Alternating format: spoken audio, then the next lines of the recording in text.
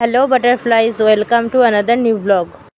যারা প্রতিদিন ট্রেনে যাতায়াত করো এই জায়গাটা দেখে বুঝতে পারবে কোন জায়গা, কারণ এই জায়গা পার হতে চোখের জল নাকের জল এক হয়ে যায়। বিধাননগর স্টেশনের এই জায়গাটা দেখে বুঝতে পারছো এটা কোনো রবিবার বা ছুটির দিন ছিল। এটা ছিল রবিবার। আমিও পৌঁছে গেলাম আমার কর্মস্থলে। এত রোদ, তাই এইভাবে মাথায় ওড়না দিয়েছি।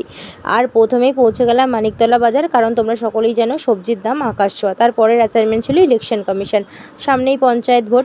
তারপরে কাজকর্ম শেষে খাওয়া দাওয়ার পালা। মেনুতে ছিল মাংস, শসা, ভাত আর উচ্ছে কুমড়ো ভাজা। তাড়াতাড়ি করে খেয়ে নিলাম। আর পরের দিন ছিল আমার অফ ডে, তাই অফ ডের জন্য অনেক প্ল্যান করছিলাম। বাড়ি ফিরে মাকে নিয়ে চলে গেলাম বিউটি পার্লার, মাকে প্যাম্পার করতে আর নিজে প্যাম্পার হতে। কিন্তু অবশেষে আসলো দুঃসংবাদ, কারণ আমার ছুটি হলো বাতিল। মনের দুঃখে খেয়ে নিলাম আইসক্রিম।